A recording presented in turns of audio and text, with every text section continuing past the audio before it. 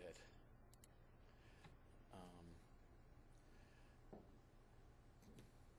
Well, basically, yeah, some of these followed PowerPoints, but I may as well just, quickly let you know what I had in mind.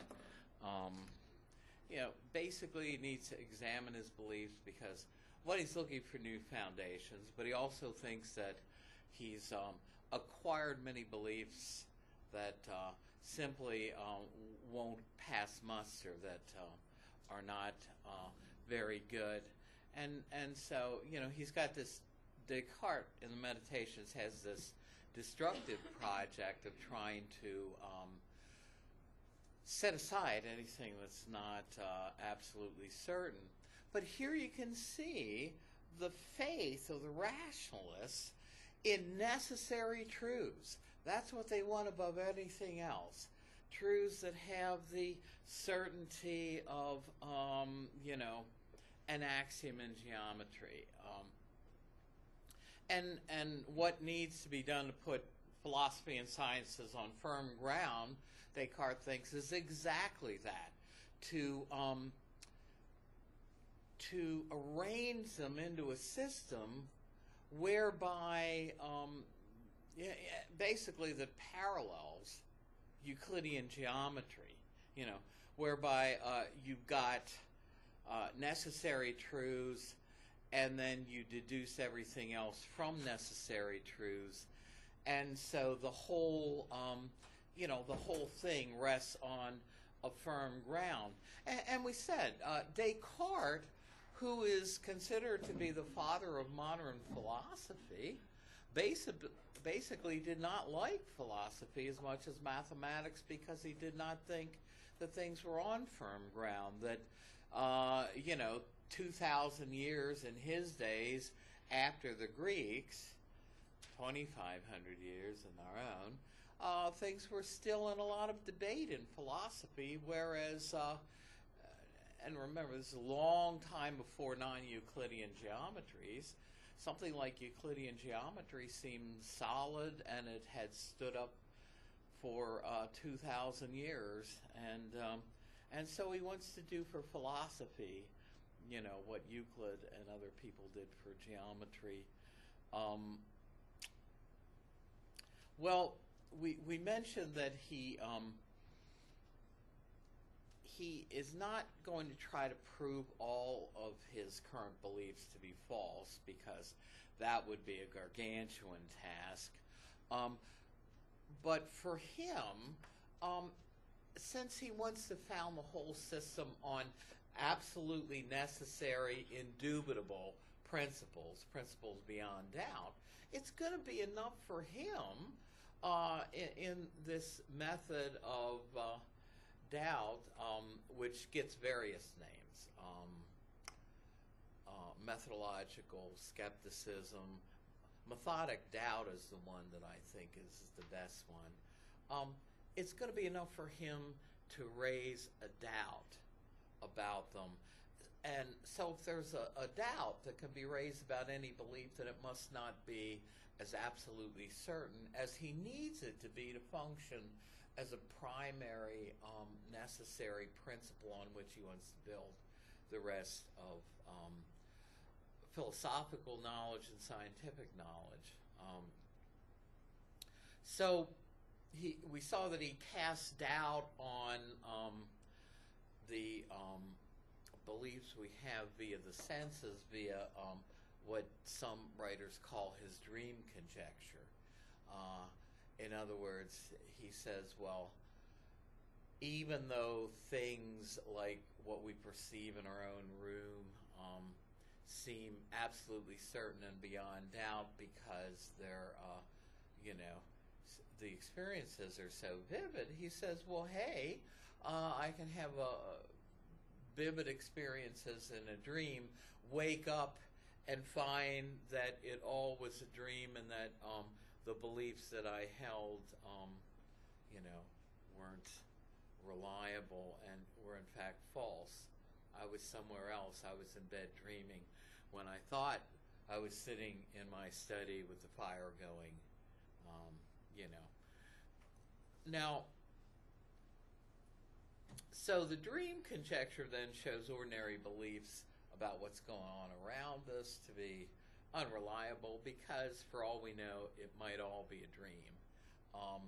You know, and I said the 20th century version of this is we might all be brains in a vat having all the same experiences, you know, but not even having a body.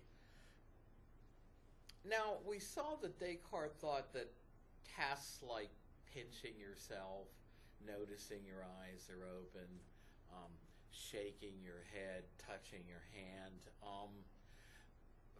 at least as far as he was concerned, they won't distinguish a waking state from a dream state. Now, you know, there's an essay question that deals with this, and it's been a very popular one for students to rate on over the years. And I'm not saying you have to agree with Descartes on this. You might think that there are some things that can allow you to distinguish the two. So anyway, well, basically the sciences that the dream conjecture makes doubtful are any of the sciences that are based on observations of the physical world, things like chemistry, physics, and biology. The sciences he thinks survive are the abstract sciences like mathematics, geometry, because Descartes is convinced that simple mathematical truths will still hold in a dream, like, you know, as it says in the PowerPoint, that a square has four sides, that and these were taken right from Descartes' meditations, that 2 + 3 = 5, he says, is going to hold in a dream. So how does he throw doubt in his methodic doubt on even mathematical truths? Well, he really has to go out on a limb, and that's where he brings in the evil genius or the evil demon. And again, to make this a little more believable, think about whether you've ever made a mistake on a math test, whether you were working a problem and you made a mistake along the way, and so you didn't get the right answer. Well, now, you know, imagine that instead of it's just being you grappling with a math problem, you've got some evil creature systematically messing up your mind while you're doing it and leading you astray such that you're never getting the right answer. Well, this is kind of what Descartes is conjecturing could happen. At least he can imagine that this is possible. Now, remember, another word for a system is hyperbolic doubt, and hyperbole is over-exaggeration to make a point, right? And so you can see that this is not a real doubt in the way that you and I have doubts in our normal common sense life, right? I mean, in his real life, Descartes doesn't doubt any more than you and I do that he's really sitting in the room he's in, that there's really a fire going across the room in his big stove, that he really has a body, that he has hands. But he brings in these conjectures to make a philosophical point, and that's that it's possible to raise, albeit a hyperbolic and unusual doubt, but it's possible to raise some doubt even about mathematical truths. So the belief, of course, that survives is the belief that that he exists. In the meditations, he voices it as the proposition, I am, I exist, is necessarily true every time I think it or pronounce it. In the in his more technical book, The Discourse on Method, he puts it out as the theorem, I think, therefore I am, cogito ergo sum, and so that's the belief that he says is absolutely beyond doubt, because if he doubts everything else, the one thing that he can't doubt is that he's there to do the doubting. Or, to put it another way, if the evil genius is deceiving him about everything else, the one thing he can't doubt is that he's there to be deceived. But notice, an operation like doubting is an operation of thought, a mental operation. So that's why he says, look, I'm a thinking thing. Essentially, I'm an entity that has thoughts like willing, perceiving, doubting, imagining things. So doubting is an operation of thought. And so if I doubt, then I must exist as a thinking thing in order to be able to doubt. That's Descartes. Okay. Well, the essential property then of an immaterial soul is thought. He is kind of in a tradition that goes all the way back to Plato, where the soul is thought of as something like an abstract mathematical point.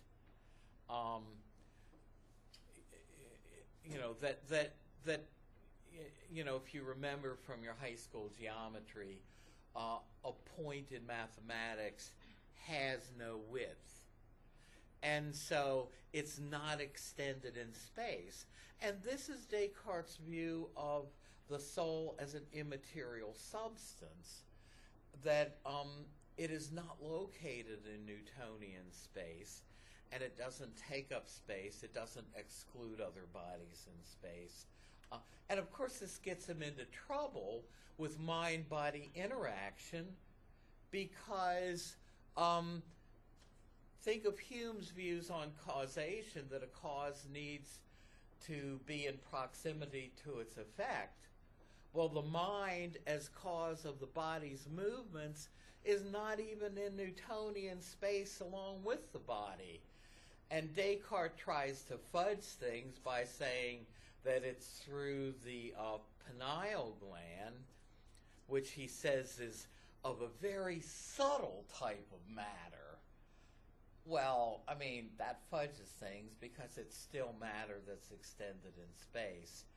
And he's got the same philosophical problem trying to show how the immaterial mind can move the pineal gland, as he does in showing how the immaterial mind can move the rest of the body. And this is what has been known as the mind-body problem, that given the way Descartes portrays mind and body or material substance for him, its essential property, the property that survives after the wax is melted and it doesn't look anything like it did before, is that it's still an object that's extended in space and occupies space. For Descartes, location and extension, occupying space, is the principal property of a material thing. Thought is the principal property of an immaterial substance.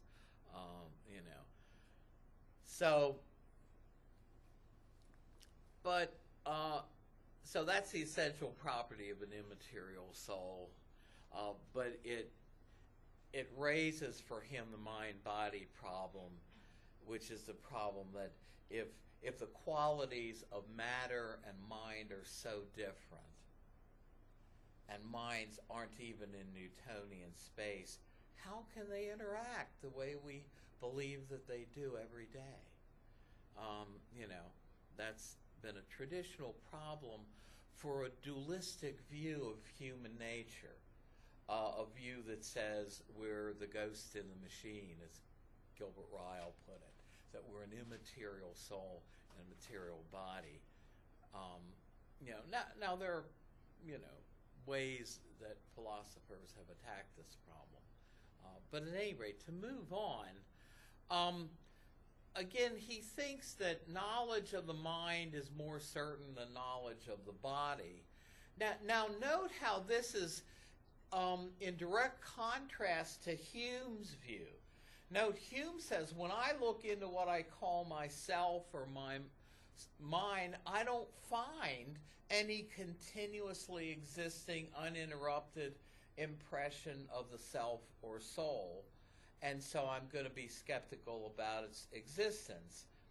What Descartes says, and Immanuel Kant later ran with this in incredibly complex ways in the Critique of Pure Reason, but what Descartes says is everything that affirms the existence of a material object like my body or the piece of wax also affirms my existence as the perceiving mind or soul or self.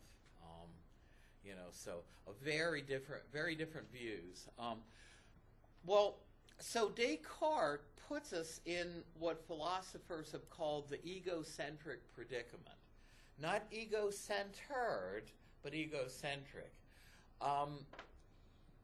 That is that the mind, what Locke calls the understanding, is at the center of our experience, of our awareness, but what the mind is first immediately acquainted with is not things in the outside material world, but with its own inner life, its own thoughts and perceptions. And for Locke, that's okay because we can depend on those thoughts and perceptions to accurately represent to us the external world. This is why Locke's view of perception is called representative realism. Realism because Locke thinks that there is a real material world existing independently of it. Representative because Locke does not think we ever have direct contact with the material world. He agrees with Descartes that the mind is first and foremost only aware of its own inner life. And Locke, we saw, calls these ideas. Now, Descartes' way out of skepticism, and we saw he does not want to stay there, was to call upon what he thought were innate ideas. Not only his innate idea of himself as a continuously existing soul, but his idea of God. And we saw what his idea of God was when we did the ontological argument in his form. The traditional theistic view of God as all-powerful, all-knowing, morally perfect, everywhere, omnipresent. And Descartes is convinced that this idea of God is well beyond him. Another argument he uses to try to prove God's existence, which also calls on Platonism, is Descartes says, wait a second, there has to be as much reality in the cause as there is in the effect. And my idea of God is so perfect, so much more real than my existence as a poor sinner down here, that I could not have caused my idea of God, and neither could I have gotten it from imperfect human beings in human society. The only cause adequate to produce the idea of God in me, says Descartes, that's equal to the effect, with as much reality as the effect, as my idea of God, is God himself. Therefore, because my idea of God is perfect, God must exist as the cause of my perfect idea of God. Now, I'm not going to ask you questions about that. But that's another a priori argument he uses in the Meditations to try to establish God's existence. And so if God exists and is morally perfect, he's certainly no deceiver. And since it would be right to say that God would in some sense have created me to be systematically deceived, if I think that I'm in a real material world and I'm not, I'm a brain in a vat somewhere or I'm dreaming, then basically if God is no deceiver, then I can now trust my ordinary observations about the world around me, says Descartes. So note how roundabout this is. Descartes basically says that the reason I can have confidence that the table in front of me is really there is because he's first proved the existence of himself, then the existence of a God who's no deceiver. And he gets his idea of God as a necessarily true idea because he says it has the quality of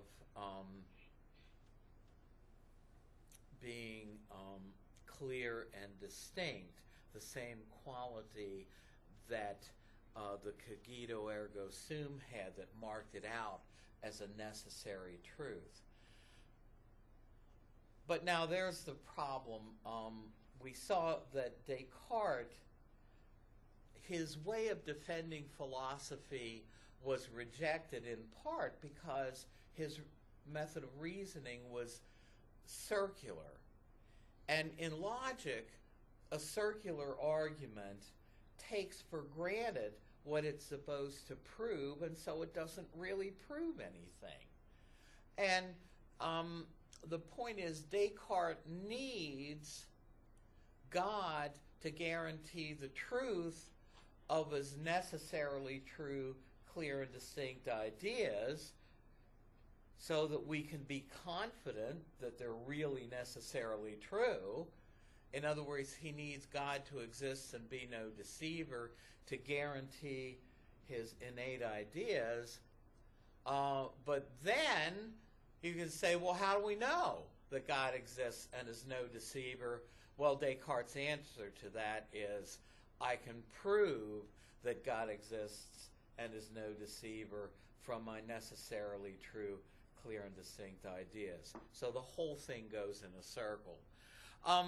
So that Descartes' way out of skepticism was circular and did not do the job was one reason why later philosophers continued to be skeptical. And another reason is it relies on innate ideas, something that the rationalists held we have. Now, unlike Plato and Socrates, who also thought we had innate knowledge, the Christian rationalists did not think we got it in a previous life, because Orthodox Christianity rejects reincarnation. There are some Christian sects that may embrace it, but basically there's a biblical verse that says it's appointed unto man once to die, and after that the judgment. There's no recycling through previous and past lives. So as Christians, the later rationalists like Descartes and Leibniz thought that God simply created us with these ideas in us, much as you buy a computer from a computer store that instead of having a blank hard drive has a hard drive that already has a lot of neat stuff on it. But now Locke rejects that way out. As an empiricist, he says, look, we do not have knowledge in us at birth. The only way we get knowledge is through the five senses or by introspecting into our own minds. And so Locke says at birth the mind is a tabula rasa. It's a blank slate. It's as white as this whiteboard, right? And it's experience after we're born that puts knowledge in. It's like a computer that's had its hard drive wiped out and reformatted. It's blank. So what writes on the tablet, the tabula rasa is a blank tablet or blank slate. What writes on it then is experience. Now, we saw that for Locke, he's in the egocentric predicament. What Locke calls the understanding is the seat of our soul, our mind, the seat of our awareness of what's going on around us. And like Descartes before him, he's in the egocentric predicament. He says, what my mind is immediately acquainted with is never things in the external world, but only with its own ideas. But for Locke, the term idea, as I said before, includes everything and the kitchen sink. It includes abstract ideas like 2 + 2 = 4, but it also includes perception of light, cold, hardness, weight. He says an idea is whatever the mind can be employed about in thinking. Whatever we're aware of is for Locke an idea. That's why this view that the mind is acquainted first only with its own inner life was called, especially by Thomas Reid and other philosophers who criticized the empiricists and rejected their skepticism, it was called the theory of ideas. And Richard Rorty in the 20th century called this type of idea the idea. An idea as the immediate object of perception. And it gives rise, eventually, to Hume's skepticism, and this skepticism was sometimes called veil of ideas skepticism, because a view like Locke's, following in Descartes' footsteps, puts a veil of inner experiences, of ideas between us and the external world. The understanding, the mind, the seat of the soul for Locke is first acquainted only with its own inner life. And it has to logically conclude something about the external world from there. But now the empiricists did not have Descartes' way out. And so it ultimately led to skepticism. Well, Locke basically said there are two sources of our ideas.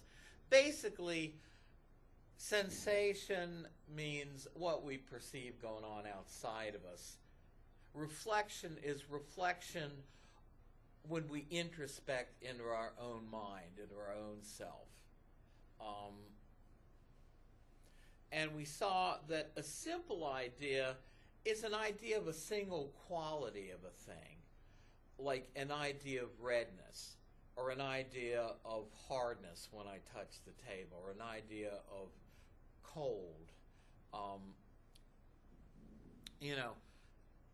And a complex idea then is the idea we have of, say, a material object. We saw in the slides, it's illustrated by a telephone, where that's a combination of, in other words, the object is a combination of qualities, and our idea of that object is a complex idea relating to all those qualities, like the color of the telephone, whether it's cold, whether it makes a sound, its weight, its size, its shape. And we saw also for Locke, some of our ideas do not relate to qualities that are really out there in objects. secondary qualities. And one way people talk about the distinction between primary and secondary qualities is secondary qualities are usually accessible to only one sense. Now, that's not entirely true, though, right? Because sounds are accessible to hearing, but I saw a commercial over the weekend where a guy who had no hearing said, well, I'm a DJ, but I can feel the music, I can feel the bass. And if you, not that any of you would ever play your music loud. I remember my guy down the hall in college had well, of course, then we had vinyl, had a recording of Grand Funk Railroad, one of the first metal bands. And engraved into the vinyl, if you looked at it closely enough, was recorded loud to be played loud. And anyway, but usually secondary qualities like colors, sounds, smells are accessible mostly to only one sense, tastes, whereas a primary quality like, say, shape is accessible to more than one sense, right? I mean, I can see that this glasses case has a particular shape, but I could also feel the shape of it, and if I were blind, I would still be able to feel, and get a good idea of the shape.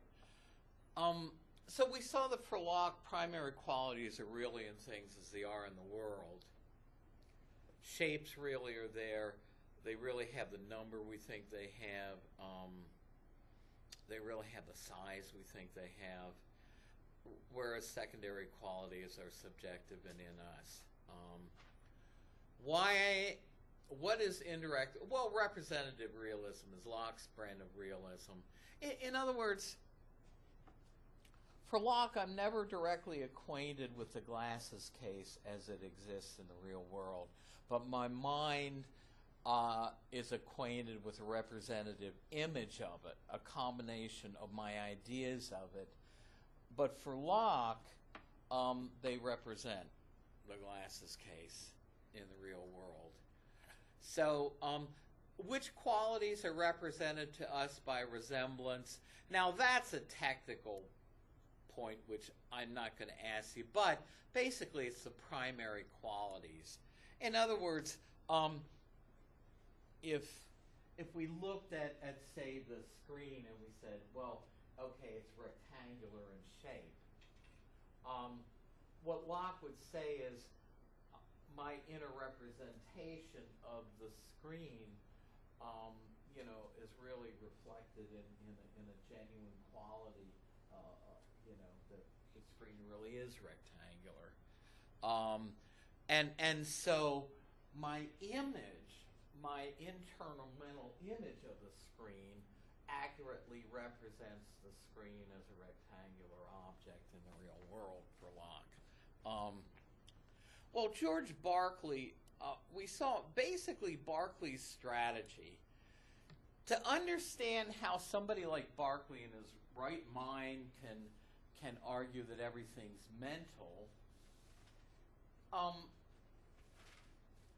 one way that Thomas Reid, who followed Hume and criticized him, and I'm not going to ask you anything on Thomas Reid, but basically his view was there was a sort of logical progression from Descartes all the way through Locke, Berkeley, and Hume, steadily leading to greater skeptical views.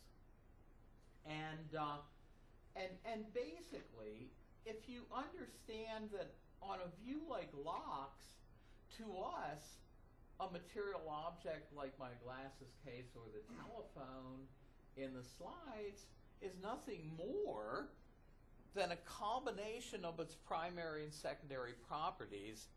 Well, Locke already argued that the secondary properties don't exist apart from a mind, they only exist if there's a perceiver around.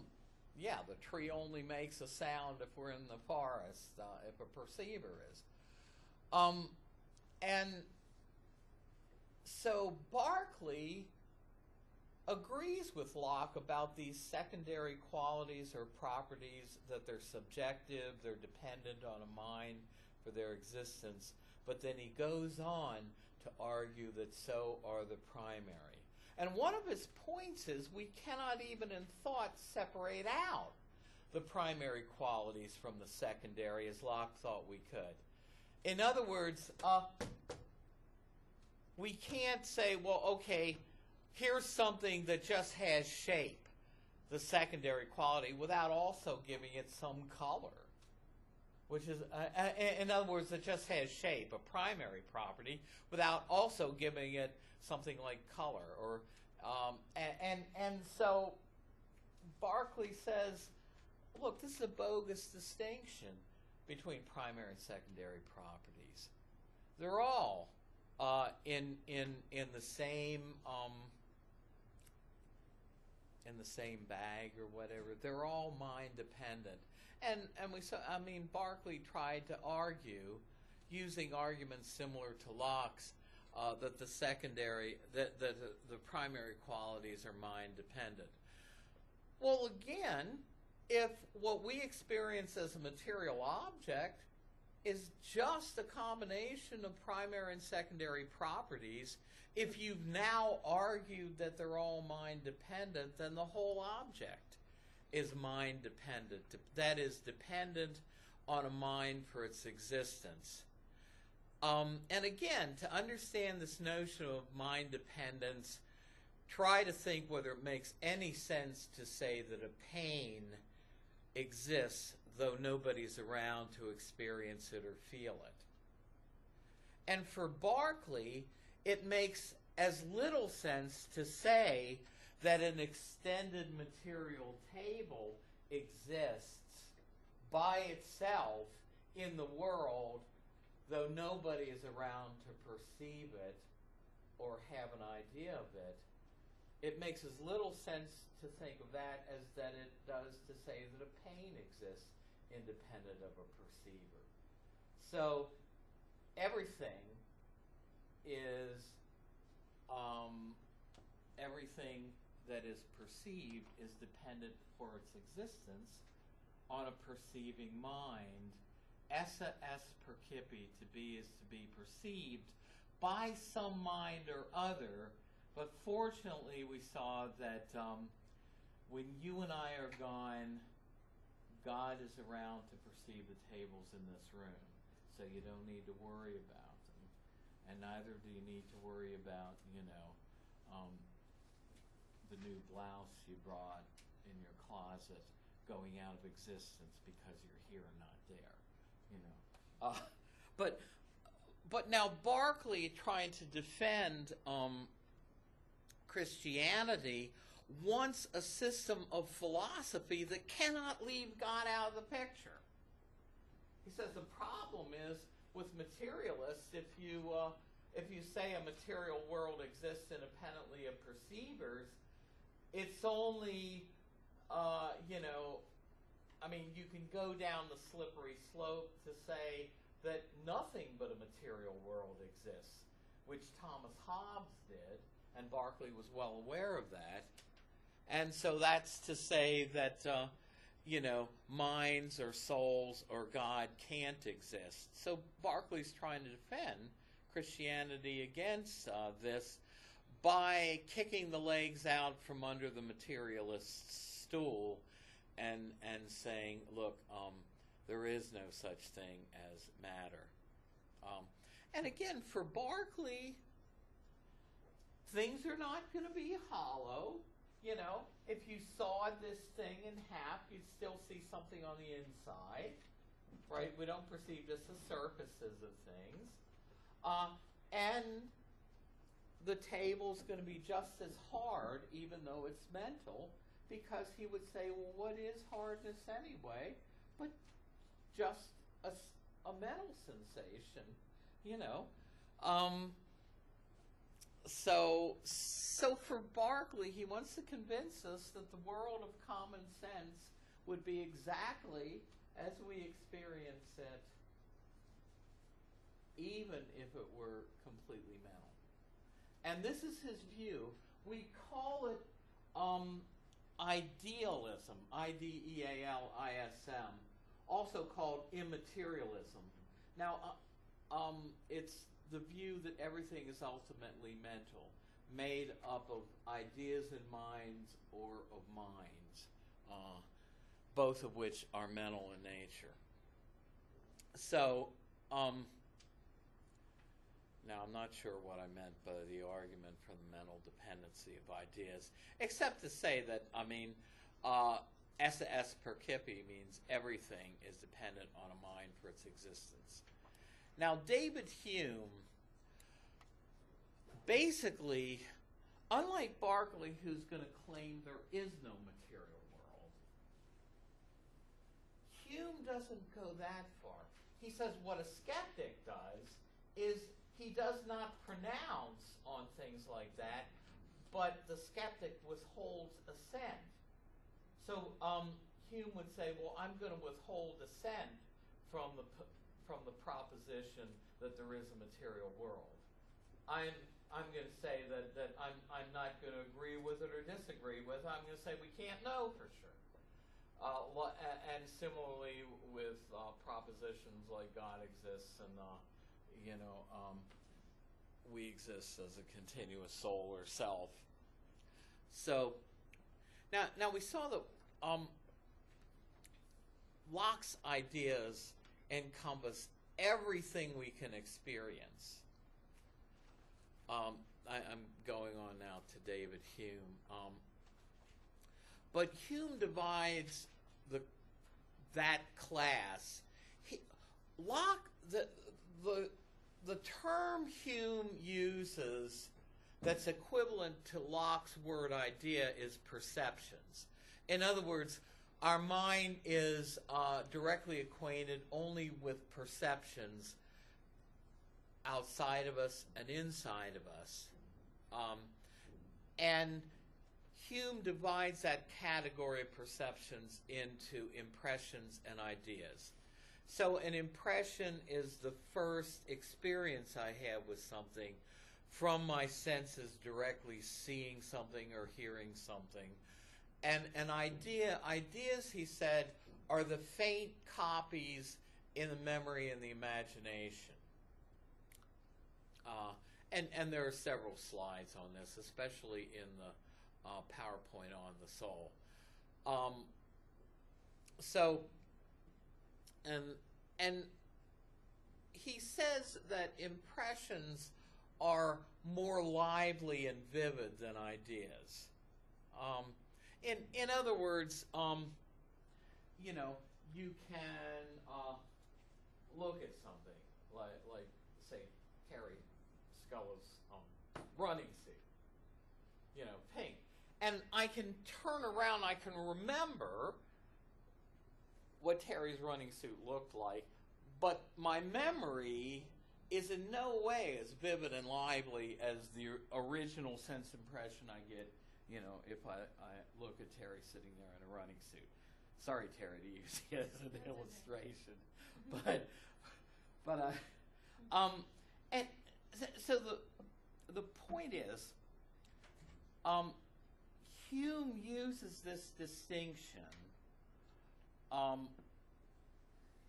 to question any knowledge we have by means of experience of the senses. Now, for Hume, we can divide the statements about what we know into two classes. Your book goes into the analytic-synthetic distinction.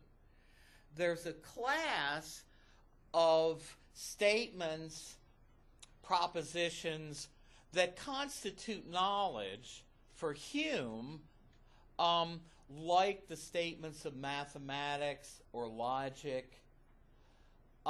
And Hume will agree with the rationalists that these are necessarily true.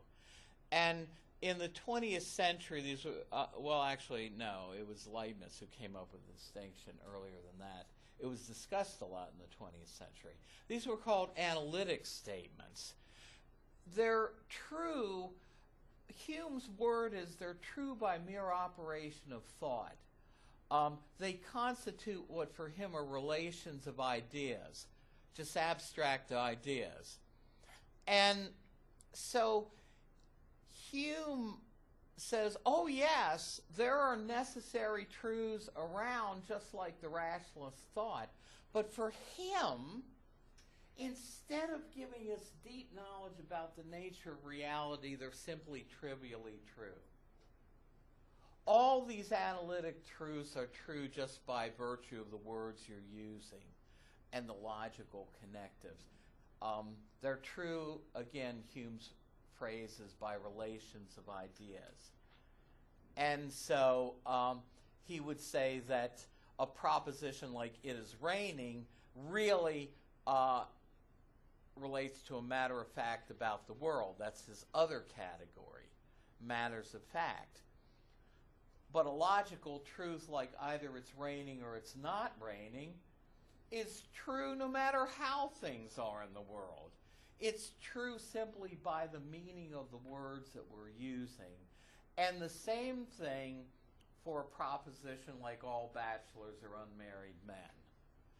And so Hume's view then, and this view persists even today among many philosophers, about the kinds of truths that Descartes thought should be the basis of all philosophy, necessarily true statements. Hume's response is, oh yeah, there are these necessary truths around, but they don't tell us anything about the world or about reality. They're just trivially true, like all bachelors are unmarried men is trivially true. So as a skeptic, he basically disses, to use a nice 20th century term, I mean, he basically gives you a much lower view of the types of truth that the rationalists thought were so important. But then the other types of truth, he says, are not true by mere operation of thought, but actually depend on experience of the world, and he calls them, he calls the category statements that are true and involve matters of fact. And these are in also what we call synthetic truths. And the way, and here we go back to Hume's empiricism, the way we find out whether a synthetic truth is true or false is to see whether it actually accords with the way things are in the world. We tell that they're true or false by actual experience. The synthetic truth, it is not raining outside, we can tell it's true by looking out the window. So basically, question we must ask if we suspect a philosopher is using a term without any meaning. Well, Hume basically says that if a statement is not analytically true, that it must be true, if it is, by experience.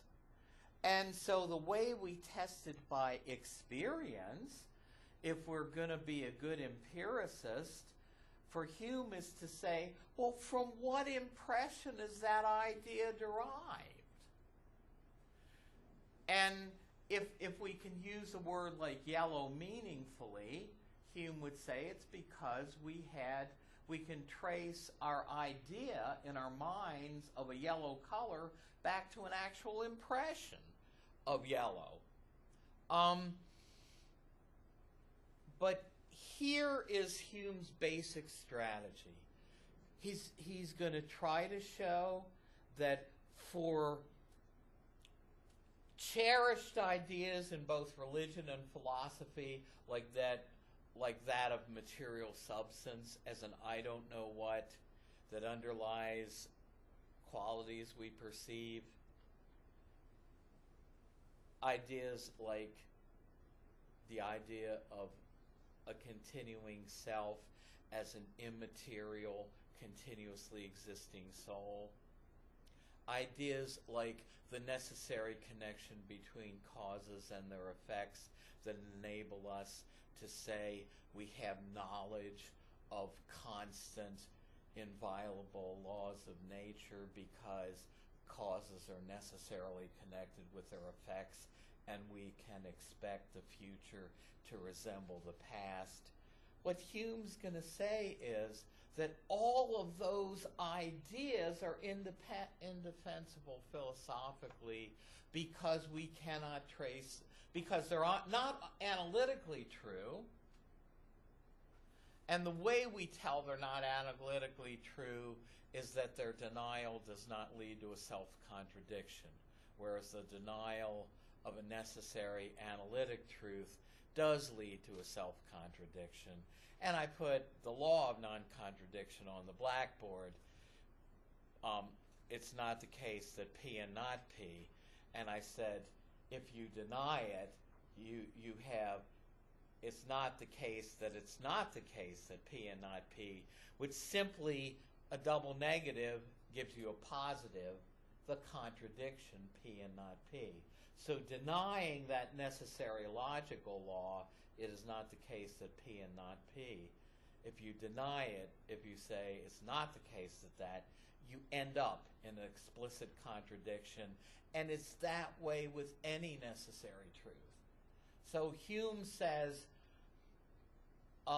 truths like the existence of material substance, the existence of God, the existence of a continuous self, the existence of the necessary connection in cause and effect, all of those truths we could deny without contradicting ourselves. Hume would reject the claim, say, of the ontological argument that we would contradict ourselves to deny God's existence. And so, Hume says we have to ask from what impression is that idea derived. And as regards the self, Hume says, well, if I were going to find an impression of a continuously existing soul, where would I look but into my own mind? And he says, when I introspect into my own mind, do I find a continuously existing self? And he says, no, I don't. All I stumble upon is some particular perception of light, cold, heat, shade, pain, or pleasure. So, so the way Hume sums things up, I'm going to point this out to you because it's one of the most famous passages in all of philosophy, and I haven't read it yet. It's what he ends his treatise of human nature with. And where is the quote?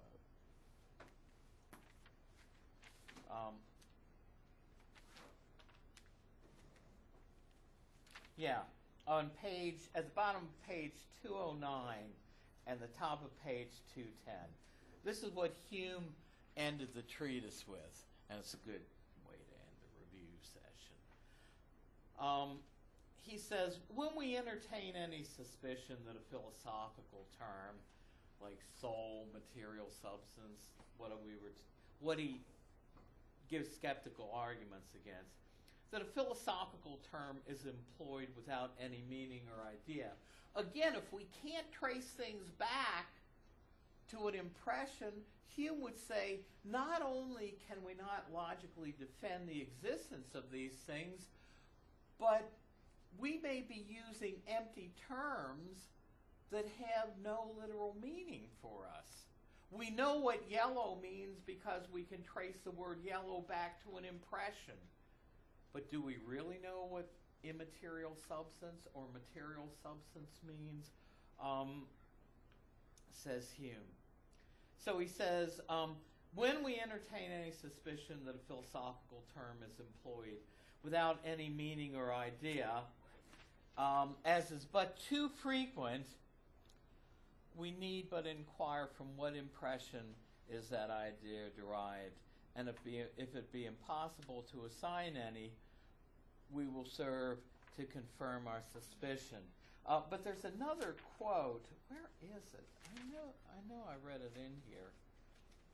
He says we come upon libraries.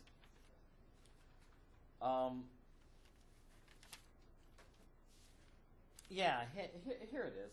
209. This is the one I was that goes along with the previous. Really sums up Hume's skepticism. Hume says, when we run over libraries, and Hume was a librarian himself because his views were so radical he could not get an academic job, even though he was probably far more qualified than the other applicants. He says, when we run over libraries persuaded of these principles, his skeptical principles, what havoc must we make?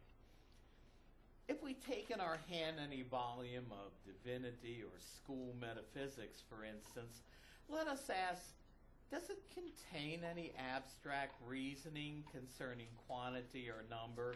Right. Does it contain any analytic reasoning, truths that are true by relations of ideas? No.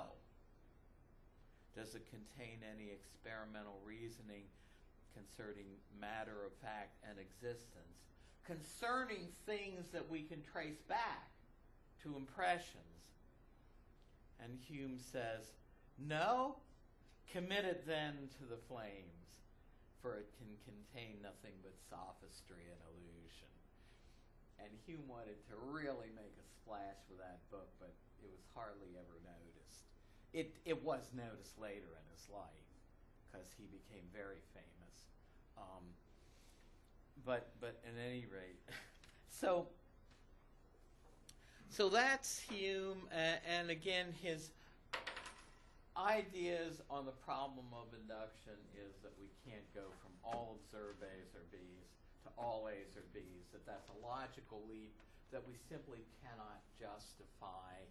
And if we try to bring in a principle like that nature is uniform, so we can expect the future to continue to be like we've observed it in the past, he says, wait a second, how are you going to prove philosophically that nature's uniform if it's not by induction from individual instances? But wait a second, what I'm questioning as a skeptic is the very principle of inductive reasoning that you would have to use to establish that nature is uniform. So Hume says to bring in the principle of the uniformity of nature would simply be circular in response. So little skepticism, you know. Now again, there are responses to Hume, but he has been a tremendously influential philosopher, and to understand anything that went after him in philosophy, you need to understand Hume. Okay, well look, I've appreciated having you all. The exam date and time is down at the bottom of the sheet. When is it? It's Tuesday, this coming Tuesday, isn't it from 2 to 4? Right. So no, we're going to start a little early. You know, all is not lost if you walk in here at 2:20, because all we're going to do is the Scantron part, and most people are going to take 20 to 40 minutes. You know, so okay. Well, if you have any questions, email me. You know, I just tag-ratied this review, and a lot of other stuff is tag-ratied if you want to review anything else we went over. Take care.